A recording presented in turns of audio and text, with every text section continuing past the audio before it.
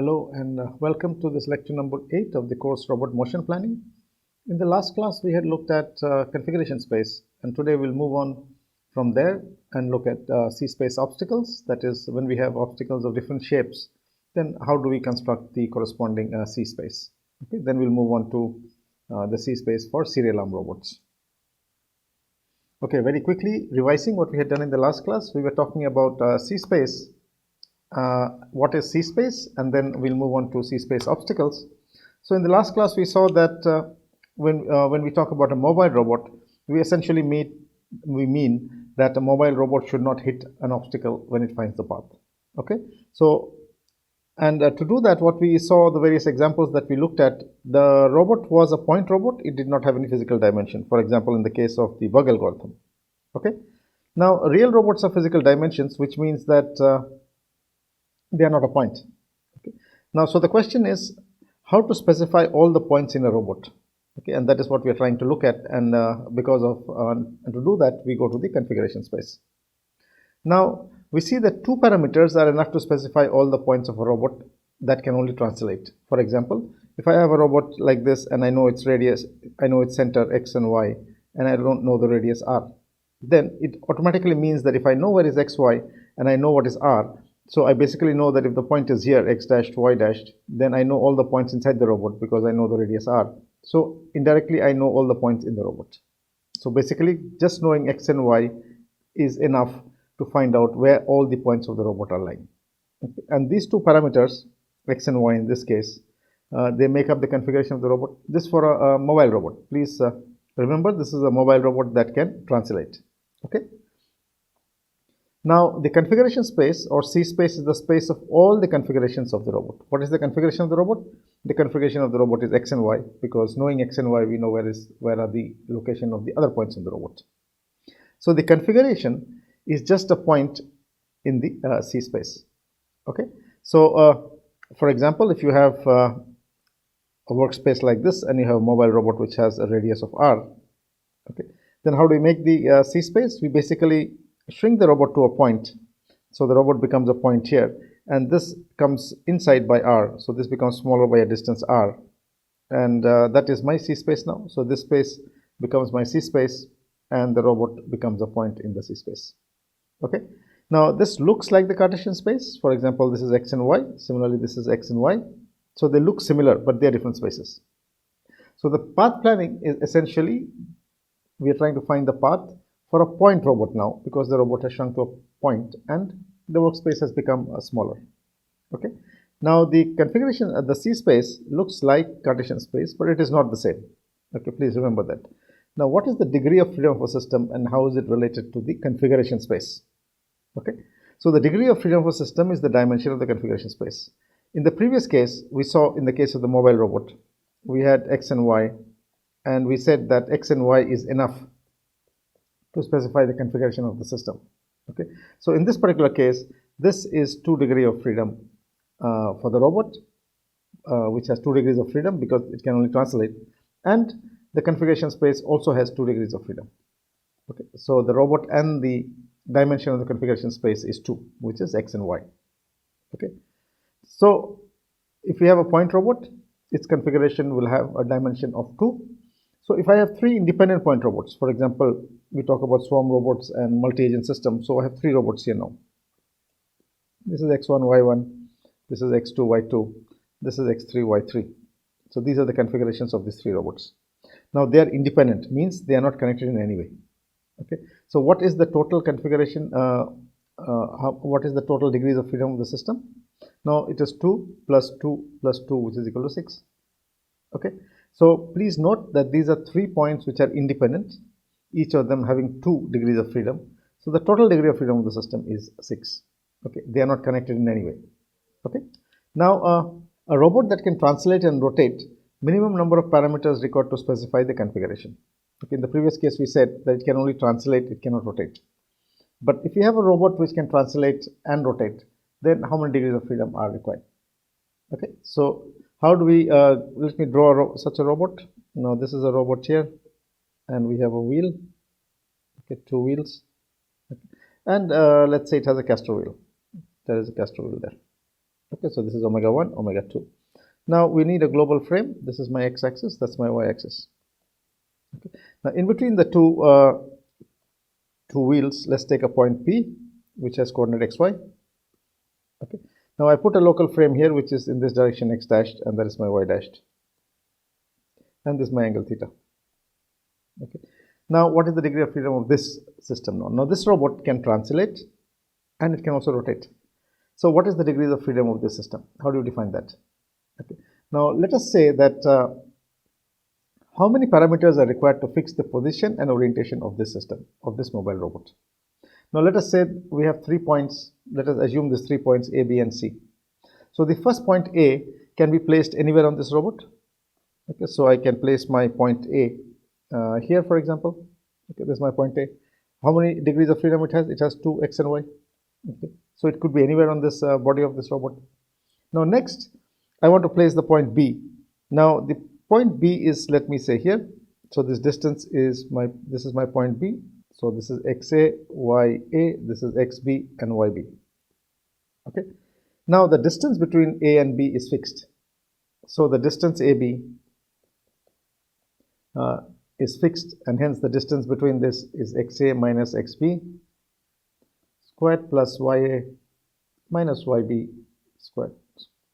Okay, that's the distance between A and B. So where could this point B lie? It can lie on a radius which is having a distance AB. So anywhere on this radius this point can lie. Okay. So I have fixed my point A, which could lie anywhere. Now the point B must have a fixed distance from point A, which is given by this distance.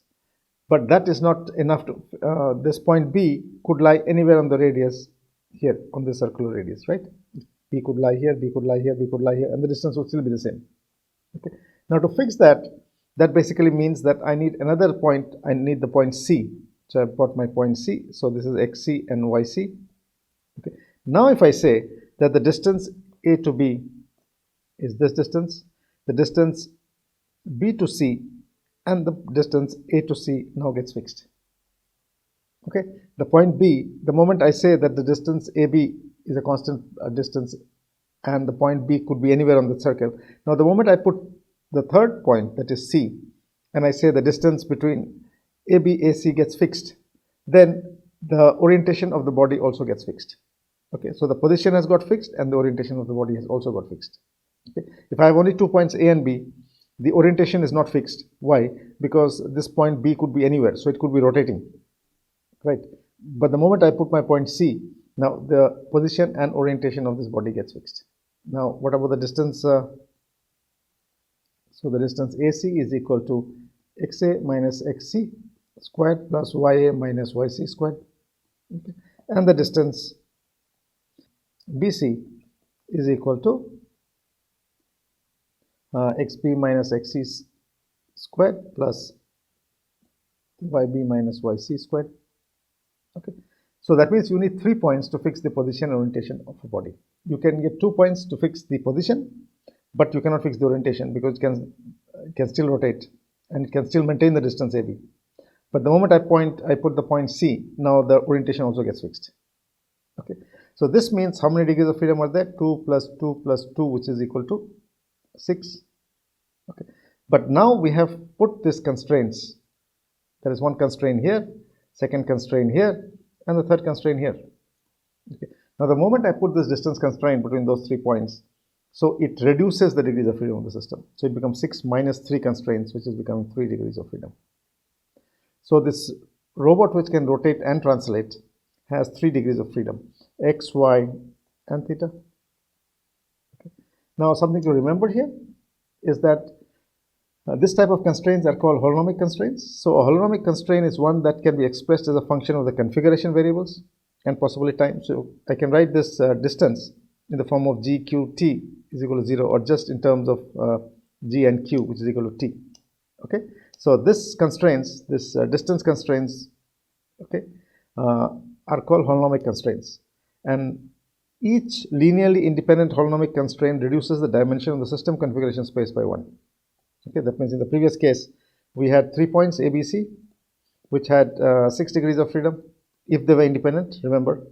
But we have 3 constraints now. Okay, those 3 distance constraints. So my degree of freedom of the system has become 3 dy. Okay. So this type of constraints, which are distance constraints, are called holonomic constraints, and they reduce the dimension of the configuration space by 1. So if there are 3 constraints, it will reduce by 3. So this becomes totally 3 degrees of freedom. We have another kind of constraint which is called a non-holonomic constraint. Now suppose we have a car here. Let's imagine this car, and we have a wheel, and it has turning wheels in front. Okay. Now this is my global frame x, and that's my y. This remains same. Now let me say I fix my axis like this. This is the center point, and this is the point P, which has xy coordinates. Okay. So this is my x-axis. That's my y-axis, x dashed, y dashed. Now this is now there is an angle there. Okay, so there is my axle and there is the angle. So that is my phi, which is my turning angle. Okay. Now, when the car is turning, please note that when the car is turning, is turning now. This point is having a curve. Okay, but at every point on the curve, the velocity vector will be in this direction. That's my v. This is theta. Okay. Theta is the angle here. Okay, with the x-axis. Okay, this is my x. Okay, so at this instant, when the car is turning, although the car is turning, at that point, every point, the velocity vector is going to be tangential to the curve. Okay, which means that this velocity vector will have 2 components. So dx by dt will be equal to, in the x direction, it will be v cos theta, and dy by dt is equal to v sin theta. So this velocity vector will have 2 components, one along the x direction, one along the y direction, given like this. So when I divide, if I call this equation 1 and equation 2, so dividing 1 and 2, what we do get is dx by dy is equal to cos theta by sin theta, which implies that sin theta into dx minus dy into cos theta is equal to 0.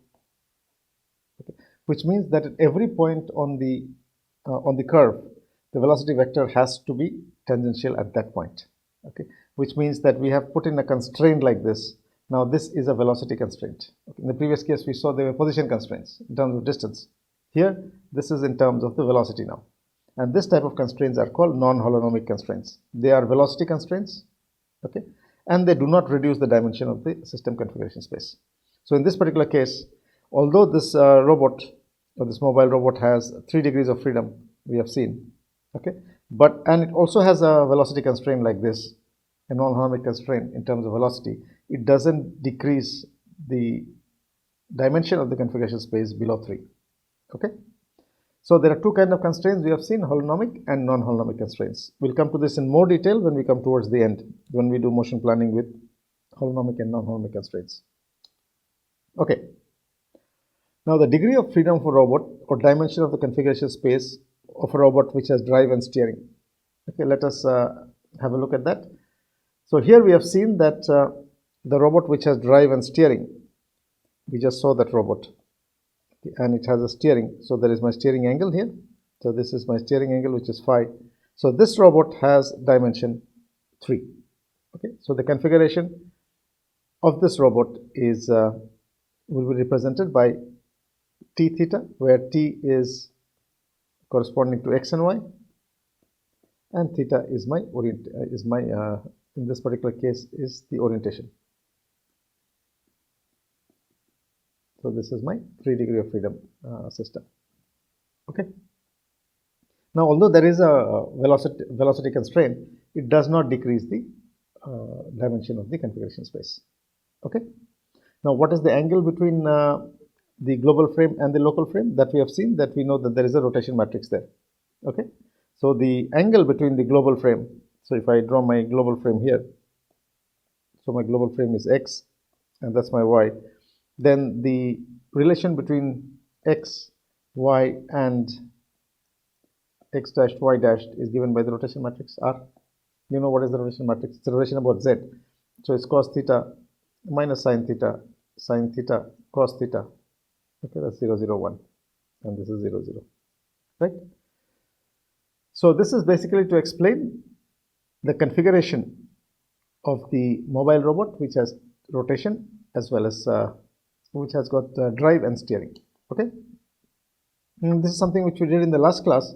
How do we draw the configuration space? Today's class is about C-space obstacles, so we're going to make C-space obstacles for different shapes.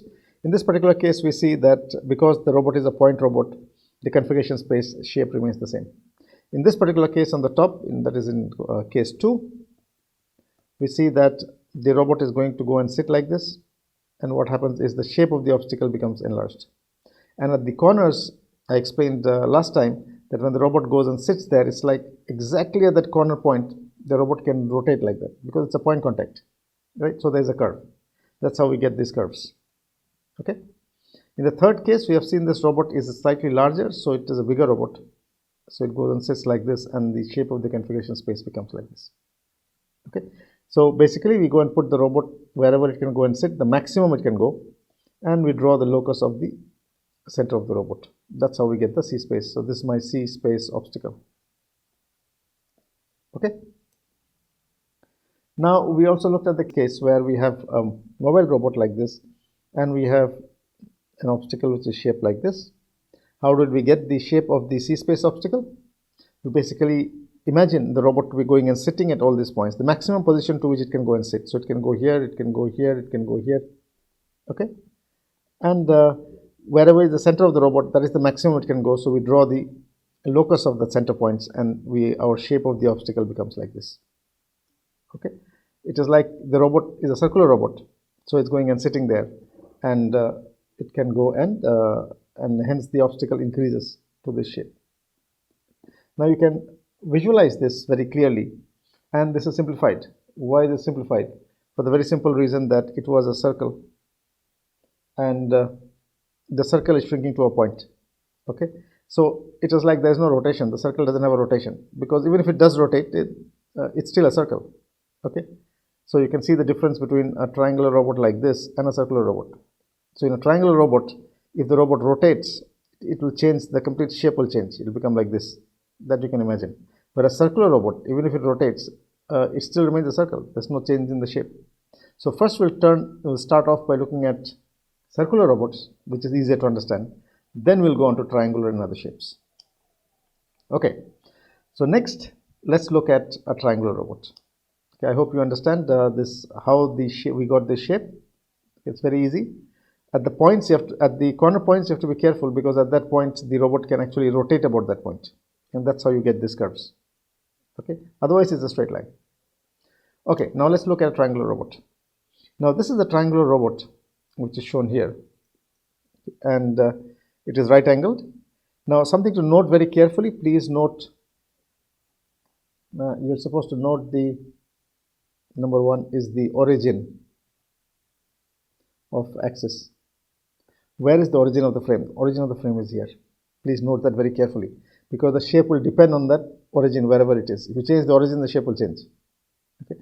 Now let us imagine this robot can translate in 2D. Okay, that means the triangle, we start off by saying that theta is equal to theta 1. Okay, and we keep this theta is fixed. It does not rotate. Okay, something very, very important. So we start off from here. My origin point is here. Okay, so I can translate it by going forward like this. So it can go right till the top. Okay, so the robot has come here. I hope you can imagine it's translating and it's going up. So this is my robot at that position. This is my robot at this position. What am I tracing? I'm tracing the origin of that local frame there, which is given by O.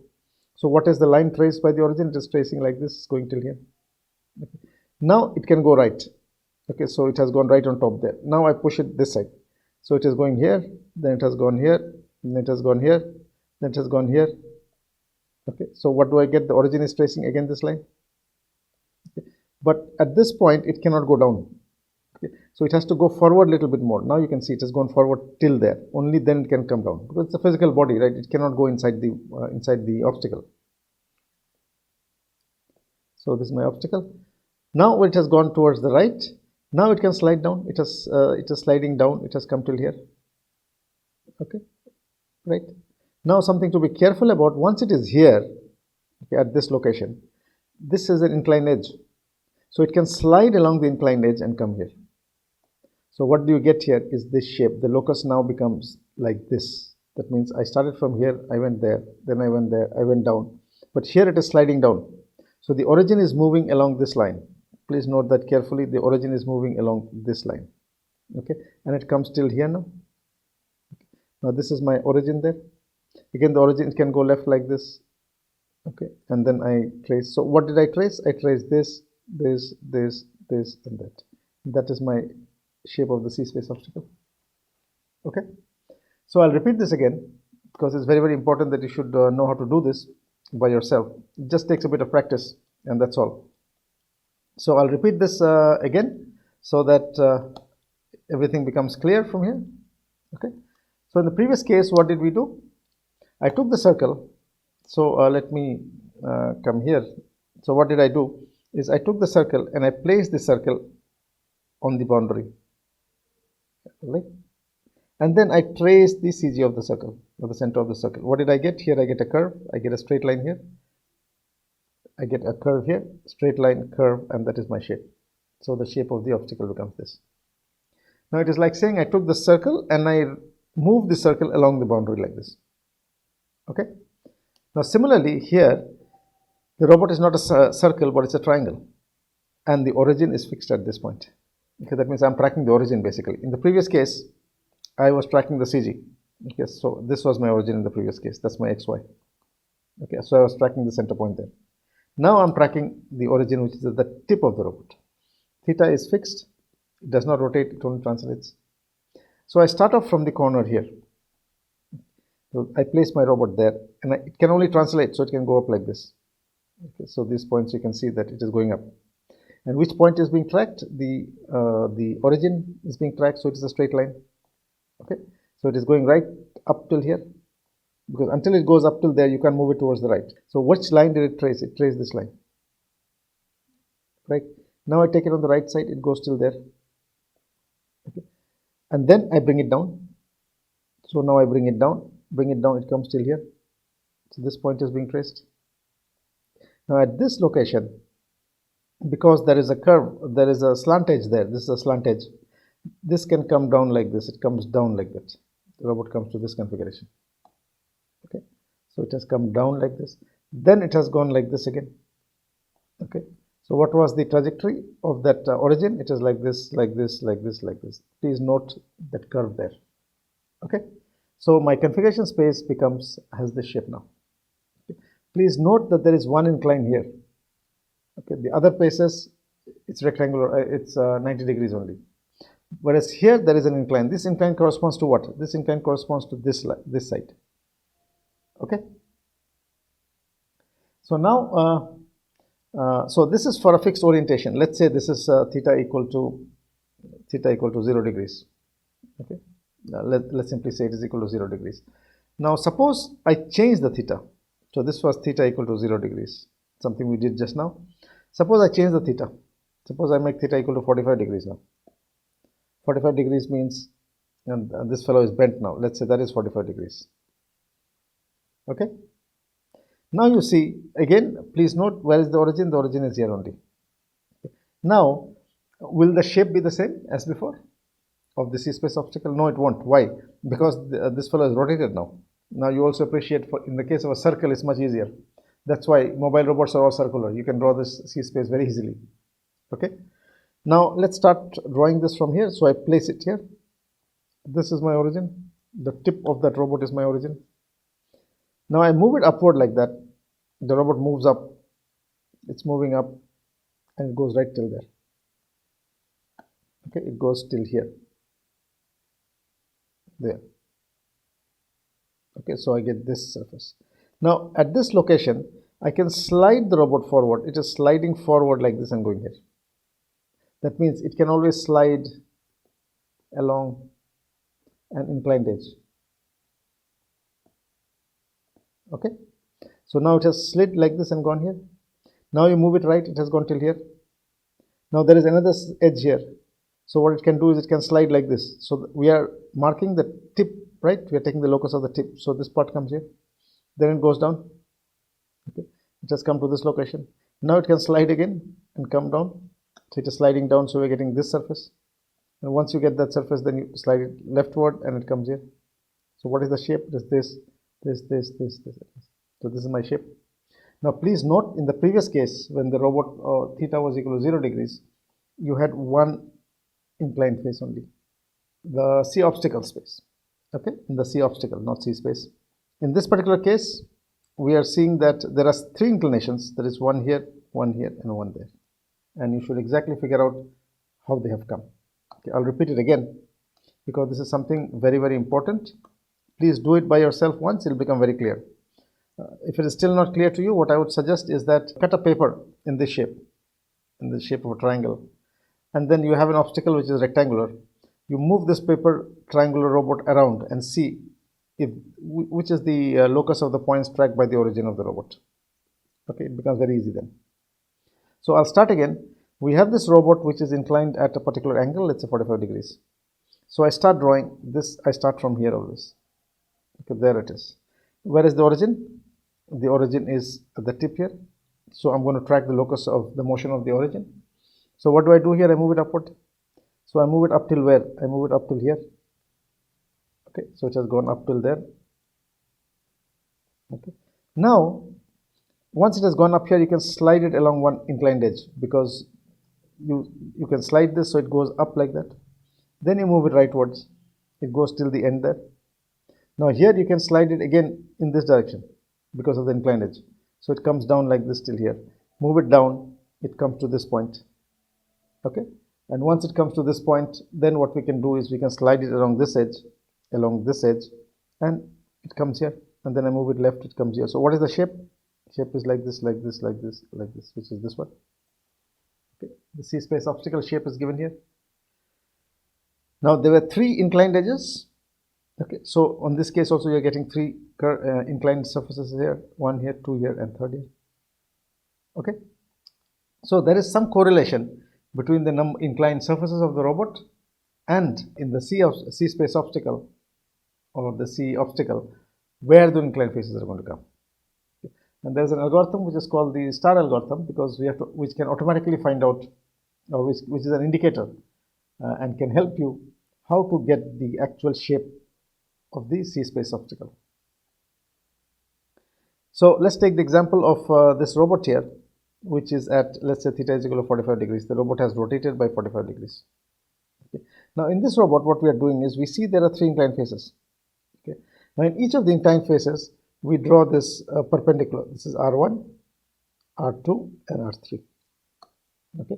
So R1, R2, R3, R1, R2, and R3 are perpendicular to edges or sides. Okay, so you have R1, R2, and R3. Now on the obstacle, this is my obstacle. This is my obstacle. In the obstacle also, on each of the edge, I draw perpendicular E1, E2, E3. So E1, E2, E3, E4 are perpendicular to edges again of obstacle. This is case of robot. This is case of obstacle. Then I make this diagram. What is this diagram? I start E1, E2, E3, E4. I arrange it like this. This is E1. This is E2 clockwise, E2, E3, and E4. Okay, so this is going clockwise. Okay, so I put my E1, E2, E3, E4. Then I take my R1, R2, R3, R4. So first what do? Place E1, E2, E3, E4 on a circle. Okay. Then what do? I take my R1, R2, R3. Then I take R1, R2, R3. The directions are already given. Look at the direction of E1. E1 is in this direction. This E1 is also in that direction. So it maintains the same direction. Then what do I take? R1, R2. I maintain this distance and this directions. R1 is this side. That's my R1. R2 is that side. This is my R2. And this is my R3, which is here. Okay. So I place my R1, R2, R3 in circle along the same directions in which they originally are there. Now I start drawing my C space obstacle. Okay, this is my C space obstacle. So this gives us an indicator of where that inclined surface will be. So let's look at R1. R1 is between E2 and E3. Where is E2 and E3? So E2 is here and E3 is there. So R1 is here, in between here. Okay, so and R1 corresponds to which side? R1 corresponds to this side. Okay, so this incline will come where? It will come between E2 and E3. Okay, so where is E2 and E3? E2 is here, E3 is here, so it will come here now. Okay, so it will, so on my C space obstacle, this will come here. Okay, so that is because of R1 between E2 and E3. Okay, that inclined surface. So we'll get this inclined face there. Okay, so this is my inclined face. This is corresponding to which side of the robot? That R1 side. Next, let me catch the next one. Let me say, sorry, we are going clockwise, right? So in between 3 and 4, there is nothing. So there is no inclined face between 3 and 4. Where is 3 and 4? Here. 3 is here, 4 is here. So here there is no inclined face. You can see that. The next one is R2. R2 is between E4 and E1. So where is E4? E4 is here and E1 is there. And R2 is coming there. Where is R2? R2 is this face. That means it will come there. Okay, so you can see it is coming there. So that one is because of R2. So this is because of R2. There is nothing here. This is because of R1. And now let's look at, we are left between E1 and E2. So E1 and E2 we are left, and there is R3. So R3 comes between E1 and E2. So R3 is in between E1 and E2. So where is E1? E1 is here, E2 is here. So R3 is coming there. And R3 corresponds to which edge? It corresponds to this edge. So my angle will come there. That much will come there. So what is the shape I get? I get this shape, this shape, this, and that. That is this one. So I get one here, I get one here, I get one there, I get nothing here. That's the shape. So this basically gave us an idea of how to draw this shape and where those inclines will come, to be done automatically. This is another example. In this particular case, the robot, we can say, is not rotated, so theta is equal to 0 degrees.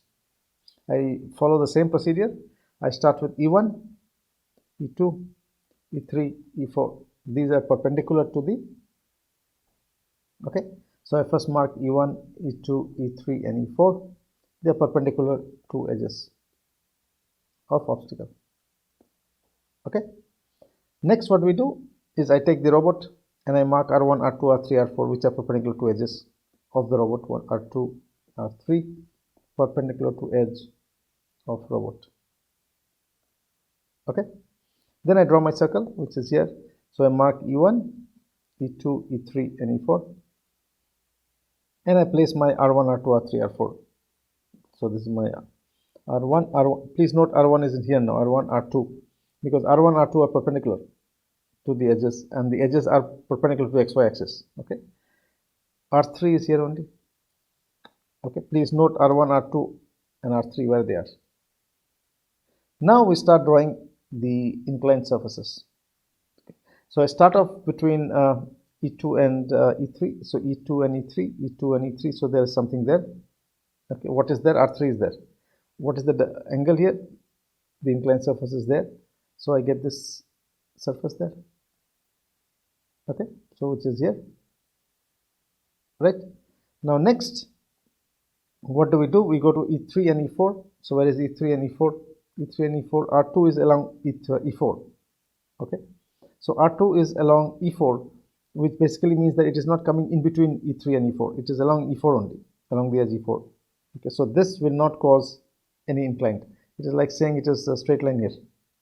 Okay, it is not an inclined line. Similarly, R1 is along E1. Okay, so it is going to be this one. It is not going to cause any angle there. Okay, so if there is an angle, it will cause an inclined surface on the C obstacle only if the edge is inclined. In the previous case, if you see, this edge, R1, R2, R3, they were all inclined. Okay, if you can imagine, this is my x-axis, that's my y-axis. So if an edge is perpendicular to this or perpendicular to this, it will not cause any angle on the other side. Only if it is inclined, then it will cause an angle. Okay, so this is the shape. There is only one inclination. R1 is along E1 and R2 is along E4. So there is only one inclination. So my C space obstacle. So this is my C obstacle. So this is my C obstacle. Okay, so this is the shape of my C obstacle. I hope it's clear how things are done. Now, this will give you an idea that for a circular robot, it's pretty easy. Okay, because the circular robot, there is no orientation. Even if the robot is rotating, it is still a circle. Okay, so there is no change in the C-space obstacle. But in the case of a triangular robot or any other shape, if it starts rotating, then what will happen? The shape of the configuration space obstacle will change. Okay. That means for every rotation, the shape of the obstacle will be different. Okay. So what we can do is we can start off by saying that this robot starts with theta is equal to 0 degrees, change by 1 degree, okay, up to 360 degrees. And for each of these particular degrees, you'll get a particular shape of the obstacle, C-space obstacle. Now you combine all of those and you get the total shape of what the total C-space obstacle will look like for the translating and rotating system. So in this particular case, the robot is faced like this.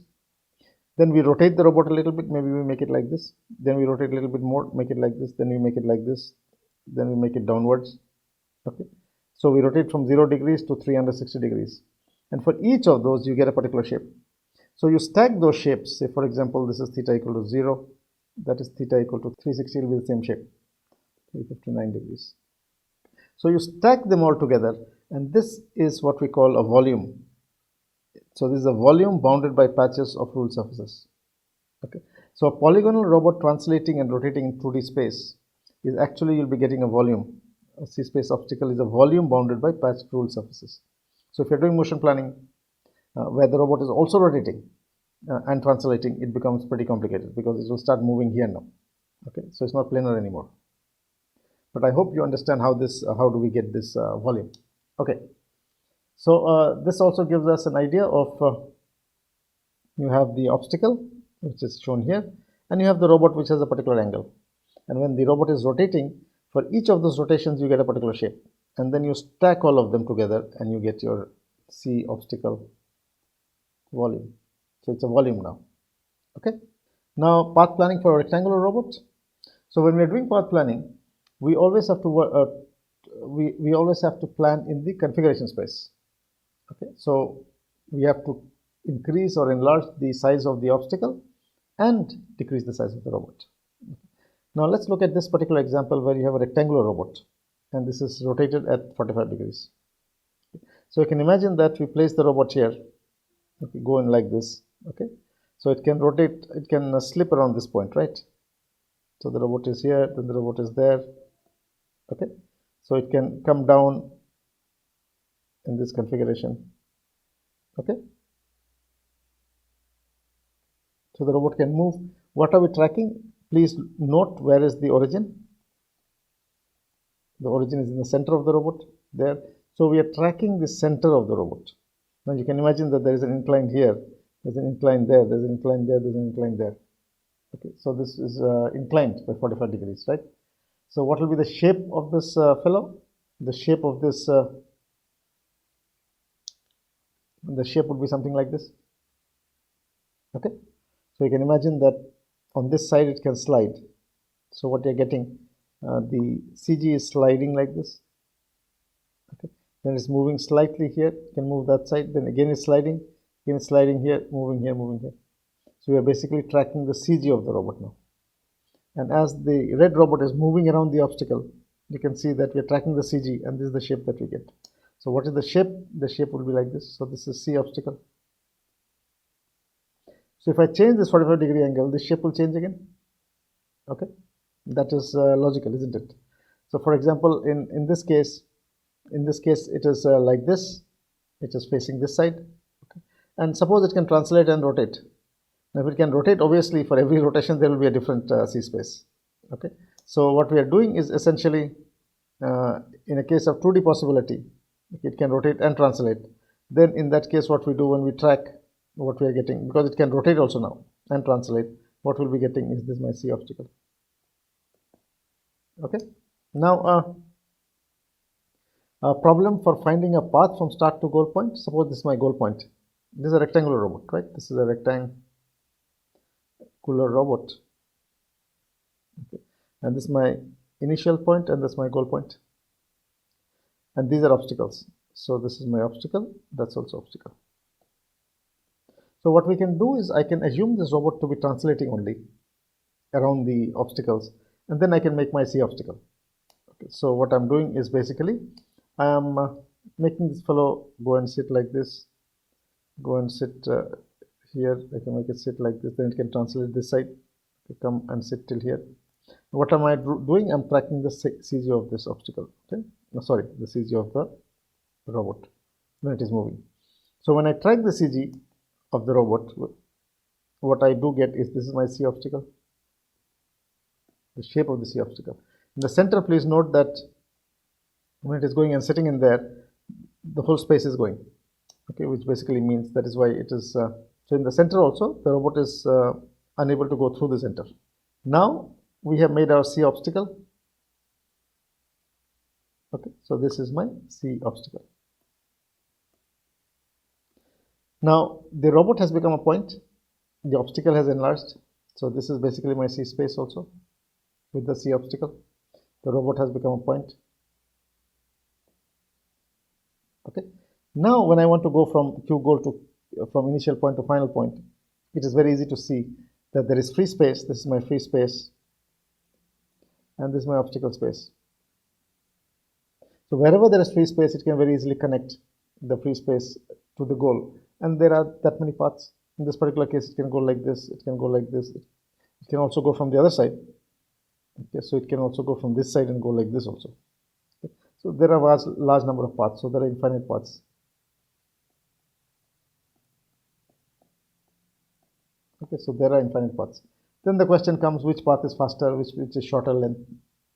But something to note here is that suppose we are trying to solve the problem in this space. Okay, now if I asked you, can the robot go from here? It's very difficult to say. Okay, because we are relying on our visual data and we are guessing. Okay, so for example, if this is the robot, you'll have to see whether it will fit in. It doesn't look like it will fit this and this. It doesn't look like it will fit there, so it can go. But here it is very clear. In this particular case, it is extremely clear which is free space and which is obstacle space. So very easily it can go in the free space only and connect the initial point to the goal point. Okay, so this gives you the advantage of using C space, where the robot has been converted into a point and the obstacles have been enlarged and they have become the C obstacles. Okay, so path planning is done in configuration space or C space. Now in the previous case, the robot was like this. Now in the second case, suppose I rotate the robot by say 60 degrees. In that case, my C space obstacles, C obstacles become like this. Okay, now in this configuration, can the robot go through here? Yes, it can go. It can go from here, it can go like this, it can go here. Okay, now also it is very clear that what are the various paths possible. Now this also indicates that for every angle you will get a particular shape. So for every theta you will get a C obstacle shape. Okay, so we can vary from theta is equal to 0 degrees to 360 degrees, get different shapes and then stack them up like this, and this we get a volume. So this is my C obstacle volume, right? So this gives us an idea of the C obstacle and also the C obstacle volume when the robot can rotate and also translate. Now doing this, we can have rigid bodies moving along the C obstacle at different orientations. So for example, this is this is the shape. So it is shaped something like this, and I want to move it from here through this to there. Okay, so this is what we do, that we can move this rigid body with different orientations and take it from the initial point to this goal point. Similarly, moving a piano, which we said that the original motion planning problem started with moving the piano from one room to another. So in this case also, what we are doing is we can take the piano like this, like this, like this, like this, and take it there. Okay, that was the original motion planning problem. Okay, now let's move on from here to the next part, which is the configuration space or C space for a serial arm. So far we have been talking about mobile robots. Now I'm sure you can also guess why we are talking about mobile robots. First of all, they are circular mobile robots because it's very easy to see the C space. Okay. Now path planning also for a circular robot is easy. Why? Because it's circle. So we can simply check where the circle can go and where the circle cannot go. That's it.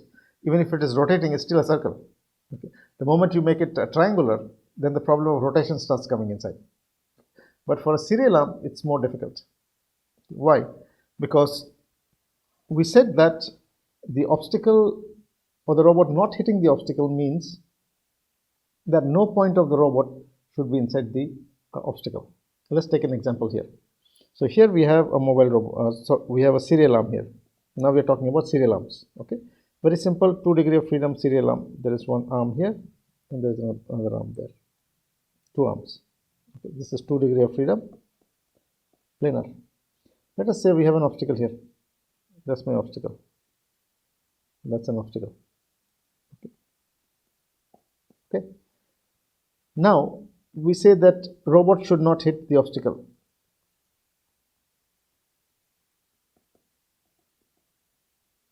Should not hit the obstacle. What does it mean? It basically means no robot, no point of the robot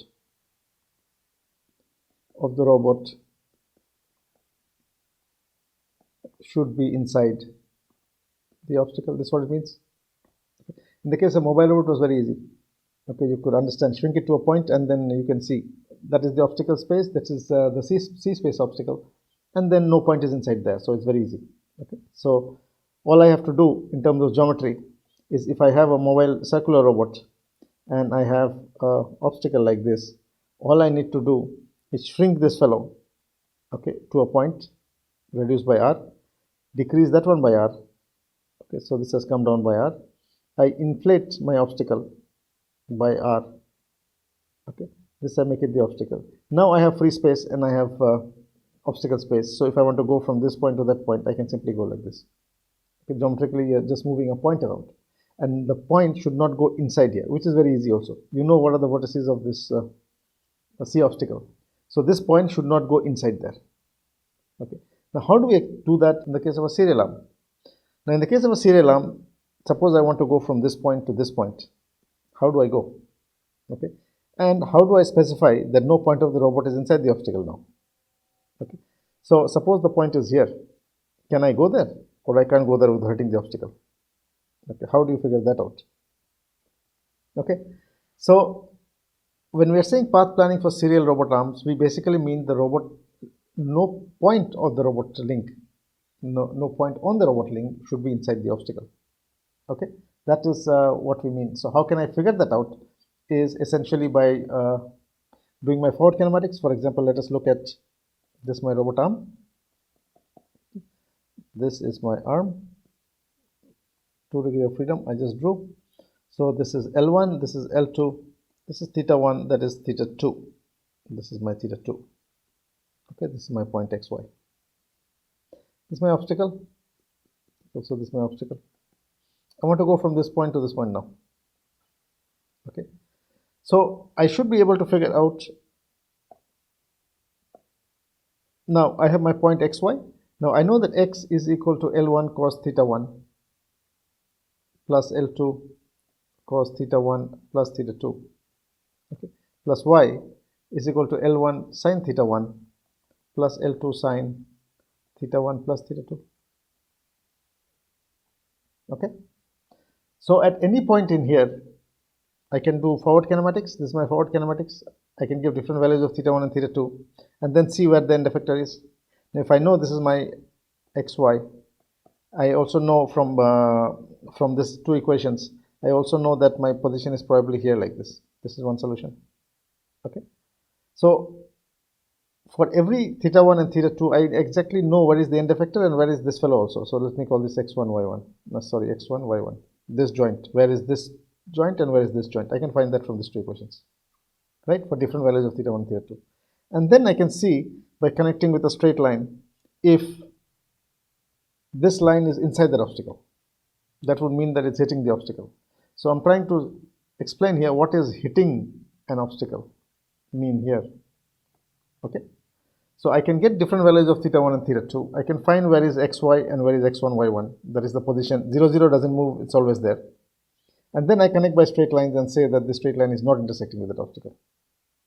Okay, now I can go in the reverse direction. For every point, I know what is theta 2 from inverse kinematics.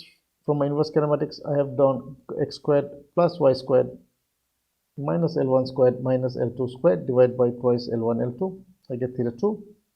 So I get cos theta 2. I convert that to sin theta 2. Okay, I convert it, and then I can find what is theta 2 by means of a tan 2. Okay, this we have done in inverse kinematics. Once I get theta 2, I can get what is theta 1 from geometry. That means for every point in this workspace, I can get theta 1 and theta 2. So for all points, I can get theta 1, theta 2. Okay, that will take me to that point. And then what I can do is I can check if this link is intersecting the obstacle. Okay, and then what I can do is I can draw my C-space obstacle. So let me explain how we're going to go about it. So I have theta 1 and theta 2 here as shown here. This is my L1, L2. Okay, now from that equation, x is equal to L1 cos 1 plus L2 cos 1, 2, and y is equal to L1 sin 1 plus L2 sin 1, 2. I can get the point xy. Now this point is x1, y1. How do I get that? I get x1 is equal to L1 cos 1, okay, and y dashed is equal to L1 sin 1. Okay, so I have got these 2 points. This is joint, or this is not joint 2. This is joint 2. This is end effector point, end point. Let's call it P. This is my end point P. Okay, so I've got this and I've got this. I've got these 2 points. Then what I can do is I can join with a straight line. I've got points, right? And 0, 0 is always there. So I join with straight lines and I check if this is intersecting with an obstacle. Suppose there's an obstacle here and my link has become like this. Now what is happening? This is intersecting with this now. Okay, so there is an intersection now. So the objective is to find free space and obstacle space. Now please note here that generating the C space now is I am generating a circle. This is my theta 2. Okay, so this is my theta 1. It can go from 0 to 180 degrees. So theta 1 can go from 0 degrees to 360 degrees. Okay, so it goes from 0 to 360. It's a circle, right? What about theta 2? Theta 2 can also go from 0 to 360 degrees. So it's like saying that when theta is equal to 0, it is here. This is my theta 1. Okay. Now theta 2 can go from 0 to 360. It's going from 0 to 360. So I get a circle. Then I move theta 1 by next angle, which is here. Then I move it by some more angle. So theta 1 moves from 0, 1, 2, 3. And each of this, theta 2 can go from 0 to 360. So it's like saying this circle is actually going around like that. So at every point here, right? Okay. So this is my theta 2 has gone from 0 to 360 degrees. And this my theta 1 has gone from 0 to 360 degrees. So on this circle, it is theta 1. Okay. And for every theta 1, there is a theta 2 which is going around. Okay. So what we are getting is a shape like this. Okay, this has become very clumsy, so let me draw it again. This is something you need to understand very clearly. That you can imagine that theta 1 is going to go from 0 to 360 degrees. And for each theta 1, theta 2 can go from 0 to 360 degrees also. Okay, so we start off by saying theta 1 is at 0.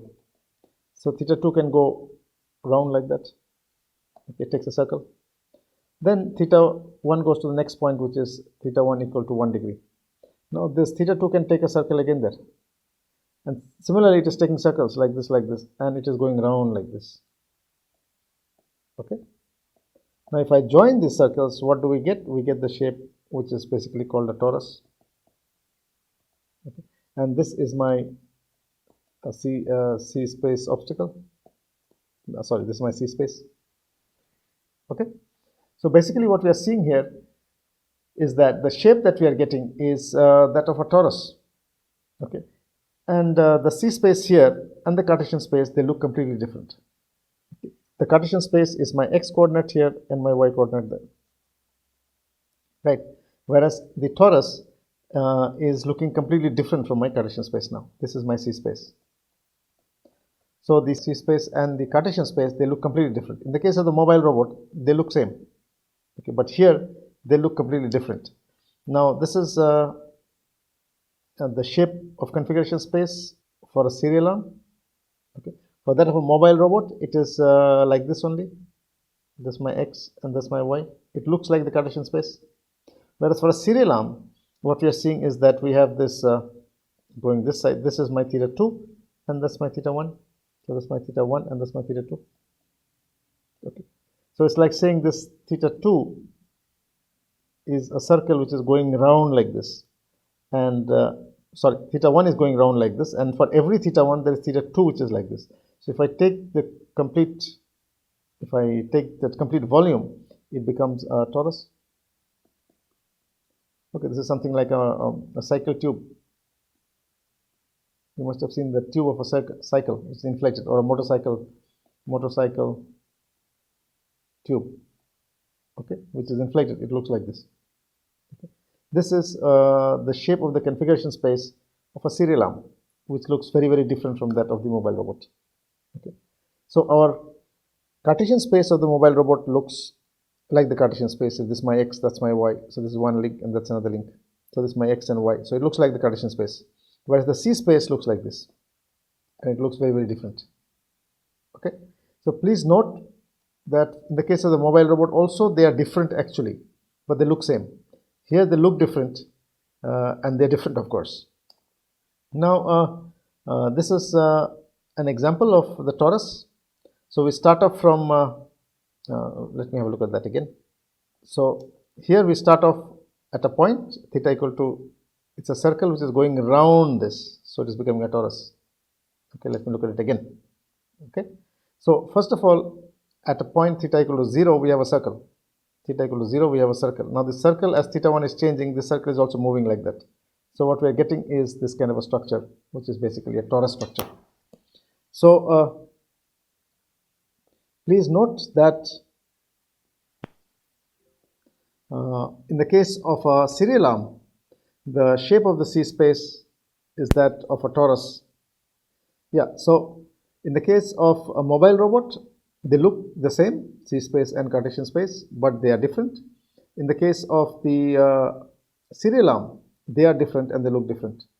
So in the next, we'll stop here today, and in the next class, what we'll do is we'll look in more details as to this torus structure. Why? Because when we are doing path planning, we are finding the path on the surface of this torus now. Okay, and when we talk about an obstacle, we have to plot the obstacle on this torus only. Okay, because that is the C space of the serial arm is a torus. Okay, so we'll stop here today and we'll continue in the next class regarding drawing the C obstacle for a serial arm, and then we'll look at planning. How do we plan? What does it look like? And how do we do the path planning for a serial arm?